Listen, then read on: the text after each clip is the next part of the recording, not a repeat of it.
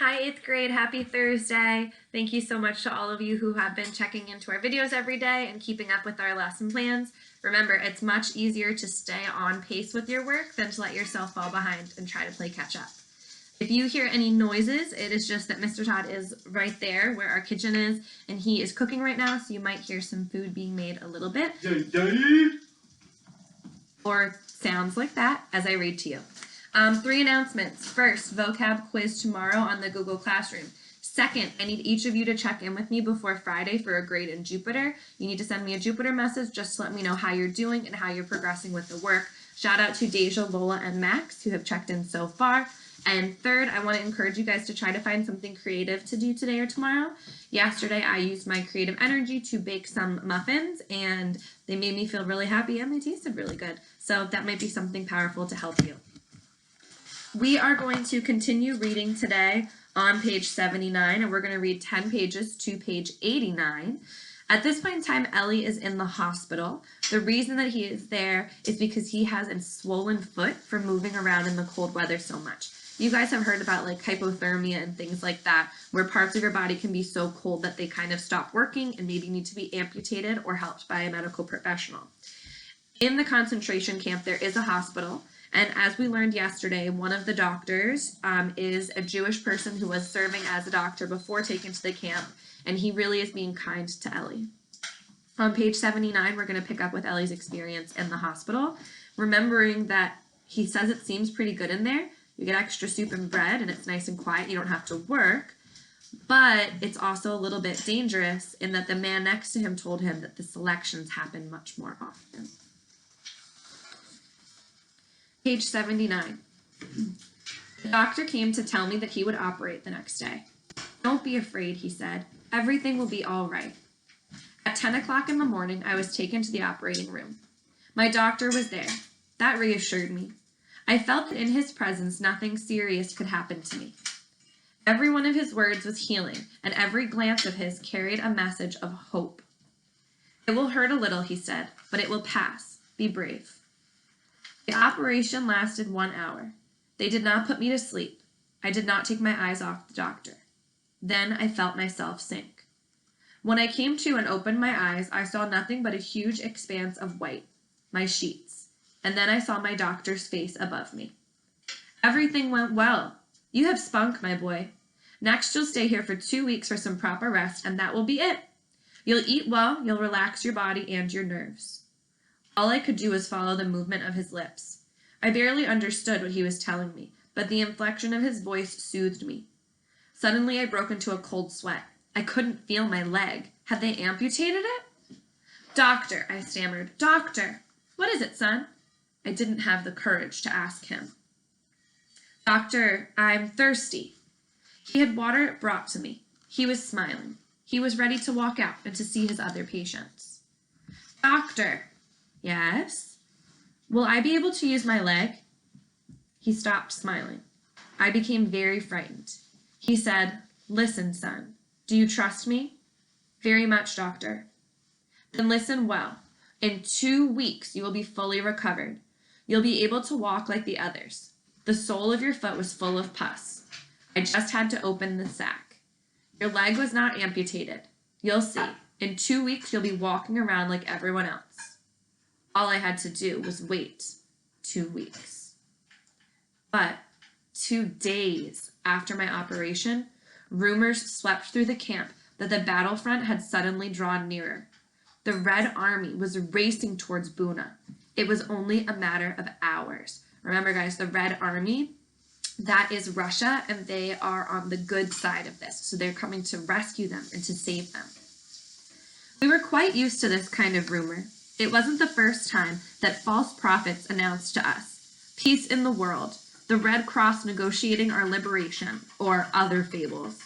And often we would believe them. It was like an injection of morphine. Only this time, these prophecies seemed more founded. During the last nights, we had heard the cannons in the distance. My faceless neighbor spoke up. Don't be deluded. Hitler has made it clear that he will annihilate all Jews before the clock strikes 12. I exploded. What do you care what he said? Would you want us to consider him a prophet? His cold eyes stared at me. At last, he said wearily, I have more faith in Hitler than in anyone else. He alone has kept his promises, all of his promises, to the Jewish people. What promises is this man in the hospital talking about right now to Ellie? Yes, Kariah, what are they? Right. Hitler promised that he would make life miserable and that he would exterminate all the Jews. And so far, he has been doing that. So this man says there's no reason for us to believe that it couldn't still happen. That afternoon at 4 o'clock, as usual, the bell called the Block of Test for their daily report. They all came back shattered. They had difficulty opening their mouths. All they could utter was one word: evacuation. The camp was going to be emptied, and we would be sent to the rear. Where to? Somewhere in deepest Germany. To other camps, there was no shortage of them. When? Tomorrow night. Perhaps the Russians will arrive before. Perhaps. We knew perfectly well that they would not. The camp had become a hive of activity. People were running, calling to one another. In every block, the inmates were prepared for the journey ahead. I had forgotten about my lame foot. Lame in that sentence means injured, not lame like, oh, that's boring, that's so lame. It's like lame like hurt. A doctor came into the room and announced, tomorrow, right after nightfall, the camp will start on its march, block by block. The sick can remain in the infirmary. They will not be evacuated. The news made us wonder. Were the SS really going to leave hundreds of prisoners behind in the infirmaries, pending the arrival of their liberators? Were they really going to allow Jews to hear the clock strike 12? Of course not. All the patients will be finished off on the spot, said the faceless one, in one last swoop, thrown into the furnaces. So everyone's planning to leave the camp. The SS are going to march them to another camp that's further away from Russia and from the Red Front. But if you're in the hospital, you get to stay. The man next to Ellie in the hospital says, yeah, they're going to have us stay because they're going to kill all of us first rather than bring us with them. We don't know if that's true. It's just what he thinks may happen. Surely the camp will be mined, said another. Right after the evacuation, it will all blow up. Why would the Nazis want to blow up the camp after they evacuate? Yes, Shakim. Right? If they blow it up, if they blow up the crematorium, if they blow up the barracks, they blow up all the evidence of what they did, and people will only have witness statements from those who were there. It's much harder to prove what they were doing without the physical spaces where they were doing it. Top of 82. As for me, I was thinking not about death, but about not wanting to be separated from my father. We had already suffered so much, endured so much together. This was not the moment to separate. I ran outside to look for him. The snow was piled high, the block's windows veiled in frost. Holding a shoe in my hand, for I could not put it on my right foot, I ran, feeling neither pain nor cold. Is it a good idea for Ellie to be running barefoot across the snow and ice outside after he just got surgery because his foot was damaged from being so cold? No, it's not really a good idea, but that we see that these circumstances make decision-making take on something a little bit different and new. What are we going to do? My father didn't answer. What are we going to do? He was lost in thought. The choice was in our hands. For once, we could decide our fates for ourselves. To stay, both of us, in the infirmary, where, thanks to my doctor, he could enter as either a patient or a medic. I had made up my mind to accompany my father wherever he went. Well, Father, what do we do? He was silent. Let's be evacuated with the others, I said. He didn't answer. He was looking at my foot. You think you'll be able to walk? Yes, I think so. Let's hope we won't regret it, Elazar. After the war, this is one of those fast forwards he gives us. This is a hard one, guys. After the war, I learned the fate of those who remained at the infirmary. They were, quite simply, liberated by the Russians 2 days after the evacuation. If they had stayed in the infirmary, they would have been freed and rescued in 2 days. I did not return to the infirmary. I went straight back to my block. My wound had reopened and it was bleeding. The snow under my feet turned red. The block of Lattest distributed double rations of bread and margarine for the road. We could take as much clothing from the store as we wanted. It was cold. We got into our bunks. The last night in Buna. Once more, the last night,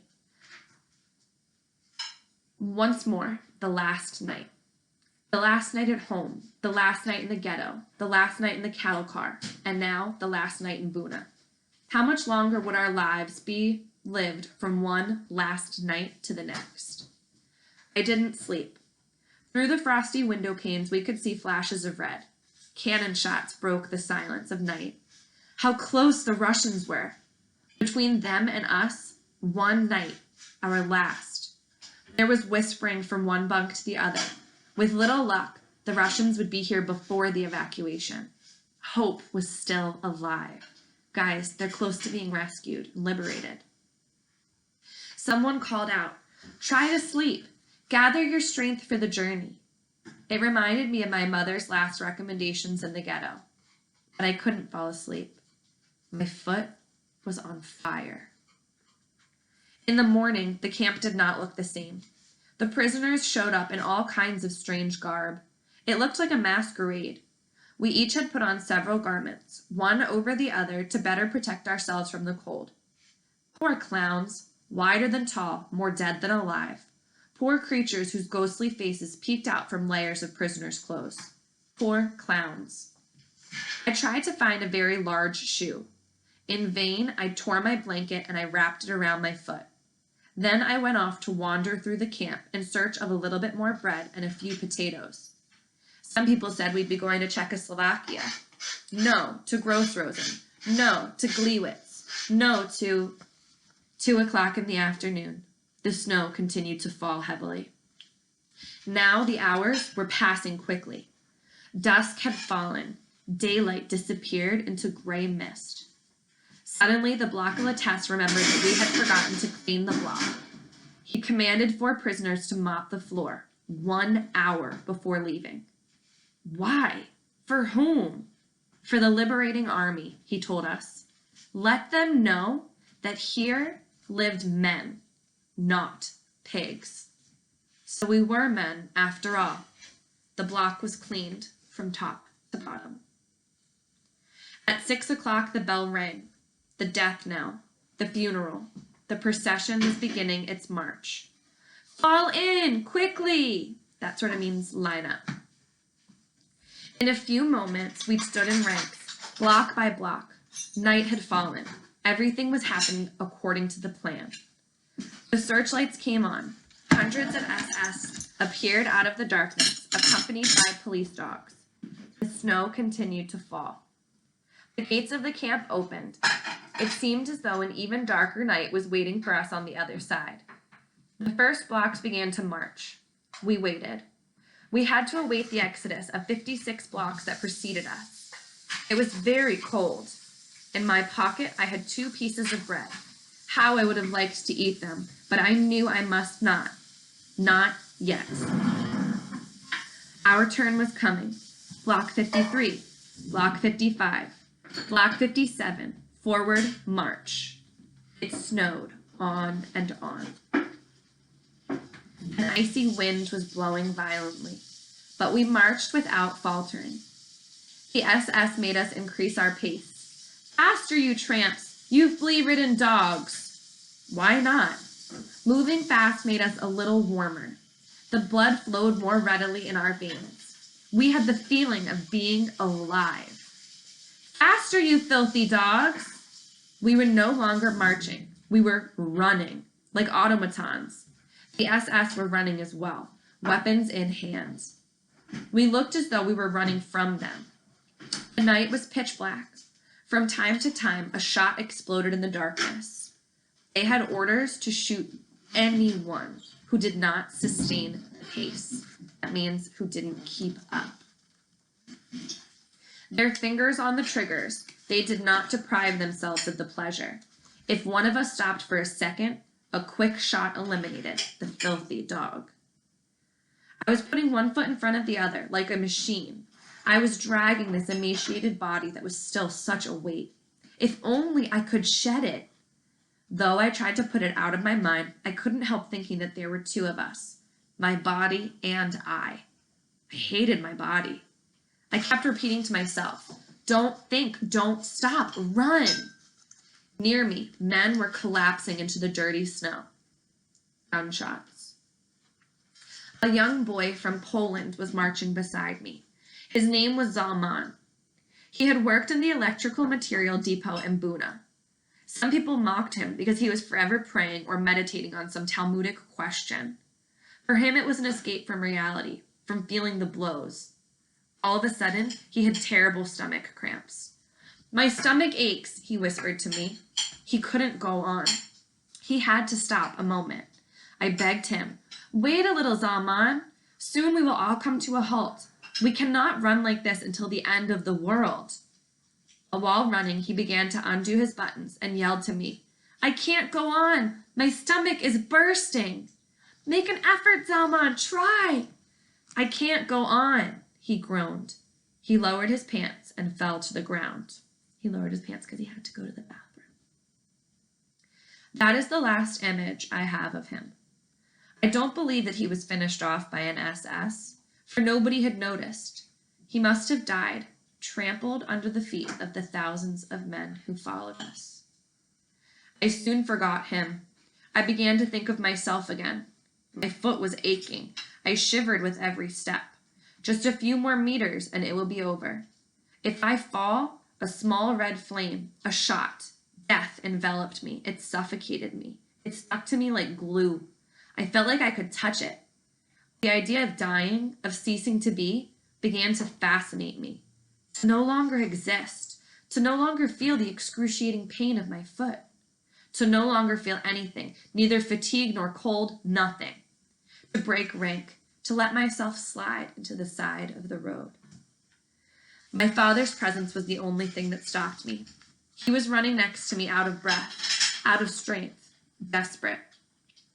I had no right to let myself die. What would he do without me? I was his sole support. These thoughts were going through my mind as I continued to run, not feeling my numb foot, not even realizing that I was still running, that I still owned a body that galloped down the road among thousands of others. When I became conscious of myself again, I tried to slow my pace somewhat, but there was no way. These human waves were rolling forward, and they would have crushed me like an ant. By now, I moved like a sleepwalker. I sometimes closed my eyes, and it was like running while asleep. Now and then, someone kicked me violently from behind, and I would wake up. The man in back of me was screaming, "Run faster if you do not want to move. Let us pass you." But all I had to do was close my eyes to see a whole world pass before me. A dream of another life. The road was endless. To allow oneself to be carried by the mob, to be swept away by blind fate. When the SS were tired, they were replaced. But no one replaced us. Chilled to the bone, our throats parched, famished, out of breath, we pressed on. We were the masters of nature, the masters of the world. We had transcended everything. Death, fatigue, our natural needs. We were stronger than cold and hunger, stronger than the guns and the desire to die, doomed and rootless. Nothing but numbers. We were the only men on earth. At last, the morning star appeared in the gray sky. A hesitant light began to hover on the horizon. We were exhausted. We had lost all strength, all illusion. The commandant announced that since we had already covered 20 kilometers since we left, long since we had exceeded the limits of fatigue. 20 kilometers is, I'm doing the math in my head right now, 5 kilometers, 3 miles. So you can figure out 20 kilometers is pretty significant. It's 12 miles in a night that they covered. and they're hungry and starved, without food, without breaks, without water. Long since, we had exceeded the limits of fatigue. Our legs moved mechanically in spite of us, without us. We came to an abandoned village. Not a living soul. Not a single bark. Houses with gaping windows. A few people slipped out of ranks, hoping to hide in some abandoned building. One more hour of marching, and at last the order to halt. That's actually where we're going to pause for today. So we're up at the top of page 88, and that's where we'll pick back up tomorrow. Ellie has gone on this great journey, and we've also learned that if he had just stayed at the infirmary, he would survive. Now, we know that Ellie doesn't die because, like we said before, he wrote this memoir, right? But we also do know that his father isn't going to make it. Using our skills of deduction, that means that his dad's going to die sometime soon before the book is over. We're going to talk more about it when it happens and gets closer there, but I want you to think about Ellie and about any sense of responsibility that he might feel for that. Quiz on Friday. Send me a Jupiter message, and I hope y'all have a great rest of your day. Bye.